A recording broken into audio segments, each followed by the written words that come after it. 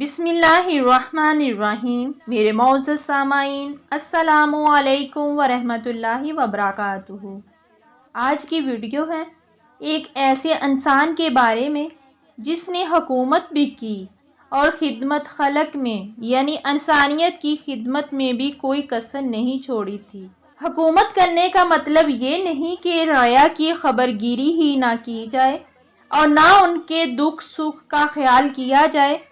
یہ آج کی حکومت کا حال ہے، جبکہ اس انسان نے ایسی حکومت کی کہ پوری دنیا پر مثال بن گئی، بلکہ خود رعایا کی خبرگیری کرنا، ان کے دکھ درد میں شریک ہونا۔ کیا ماؤں نے لال جنے تھے؟ کیا دھرتی نے لال دیکھے تھے؟ آج تک دنیا ایسا بادشاہ نہ دکھا سکی جو 22 لاکھ مربع میل پہ حکومت کر کے مسجد میں جھاڑو دے رہا ہو، پانی کی مشل کندھے پہ اٹھا کے بیوہ عورتوں کے گھروں میں پانی بھرنے جا رہا ہو۔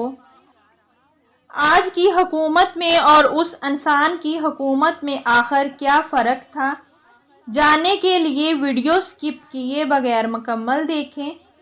چینل کو سبسکرائب کریں، بیل کے بٹن کو دبائیں تاکہ آئندہ آنے والی ویڈیو کا نوٹیفیکیشن آپ تک پہنچتا رہے۔ امیر المومنین، کہاں جا رہے ہو؟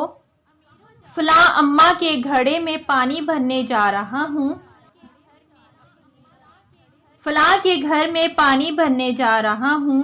22 لاکھ مربع میل پر حکومت کر کے دھرتی نے کوئی ایسا بادشاہ نہیں دیکھا جو اونٹ چراتا پھر رہا ہو، اور جو بیت المال کا اونٹ گم ہوا شولے کو باندھا اور دوڑ لگائی۔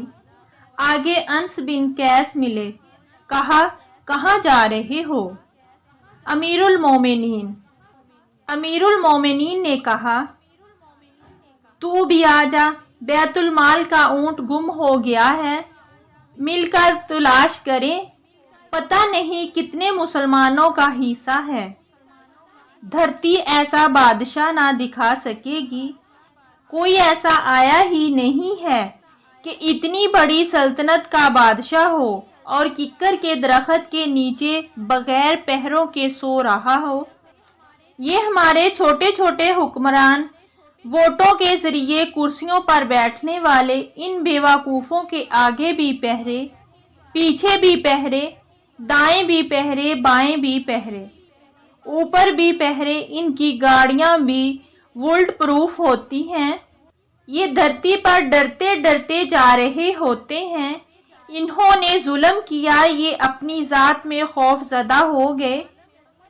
حضرت عمر فاروق رضی اللہ تعالی عنہ کو اپنے نام کے ساتھ فاروق کا لقب ملا۔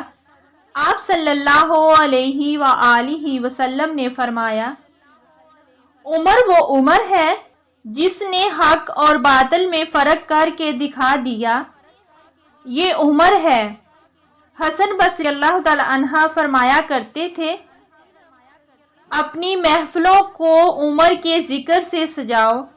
حضرت عائشہ رضی اللہ تعالی عنہ فرمایا کرتی تھیں کہ عمر کے تذکرے کیا کرو، کہ جب عمر کا تذکرہ ہوتا ہے تو عدل کا تذکرہ ہوتا ہے، جب عدل کا تذکرہ ہوتا ہے تو اللہ تبارک تعالیٰ کا تذکرہ ہوتا ہے۔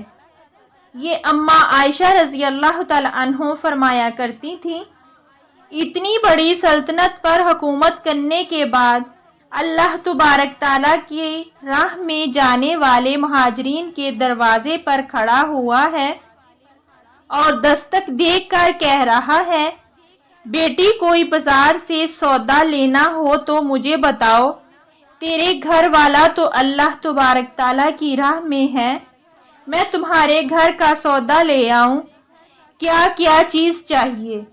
تم نے اپنے خاوند کو خط لکھنا ہوگا، تم لکھنا نہیں جانتی، مجھے بتاؤ میں تیری طرف سے تیرے خاوند کو خط لکھوں۔ اماں تیرا بیٹا اللہ تبارک تعالیٰ کی راہ میں گیا ہوا ہے، مجھے بتا میں تیرے بیٹے کے نام تیری طرف سے خط لکھوں۔ اتنی بڑی جس کے سامنے کیسر و کسریٰ زیر و زبر ہو گئے کسرا کے تخت کو توڑنے والا اور رومن کی طاقت کو توڑنے والا اور نوشیروان کے خزانے مدینے میں لانے والا، رومن الکبریٰ کے خزانے مدینے میں لانے والا خود اپنے کرتے میں 14 پوند لے کر چل رہا ہے، مہینے میں ایک دن گوشت کھاتے تھے، وہ روٹی کھاتے تھے کہ عام آدمی حلق کے نیچے نہیں لے جا سکتا تھا۔ حضرت عمر فاروق رضی اللہ تعالی عنہ کا معمول تھا کہ آپ رات کے وقت رعایا کی نگہبانی کے لیے مدینہ کے گلی کوچوں اور گرد و نواح گشت فرمایا کرتے تھے۔ ان کے غلام اسلم کا بیان ہے کہ ایک دفعہ میں خلیفہ وقت عمر رضی اللہ تعالی عنہ کے ساتھ تھا اور ہم دونوں گشت کرتے کرتے مدینے سے دور جنگل کی طرف نکل گئے۔ نظر اٹھی تو کیا دیکھتے ہیں کہ دور سے کچھ روشنی معلوم ہوئی۔ امیر المومنین نے غلام اسلم سے فرمایا چلیں اور پتہ کریں وہاں کون ہے۔ جب وہاں پہنچے تو وہاں دیکھا کہ چھوٹی سی ایک کٹیا ہے اور اس میں چھوٹے چھوٹے بچے رو رہے ہیں۔ ان کے قریب ہی ان کی والدہ بیٹھی ہوئی ہے، چولہے پر ایک ہنڈیا چڑھی ہوئی ہے، یوں معلوم ہوا کہ جیسے اس میں کچھ پکایا جا رہا ہے۔ امیر المومنین معلوم کرنے کے لیے پوچھا، اے اللہ کی بندی، یہ بچے کیوں روتے ہیں؟ اس عورت نے کہا، یہ بھوک کی وجہ سے رو رہے ہیں۔ آپ نے فرمایا، اس ہنڈیا میں کیا ہے؟ اس نے کہا، اس میں پانی ہے جو صرف اس لیے آگ پر رکھا گیا ہے تاکہ ان کو تسلی ہو، اور یہ میرے بچے مجھ سے کئی بار پوچھ چکے کہ امی جان آخر ہنڈیا کب پکے گی۔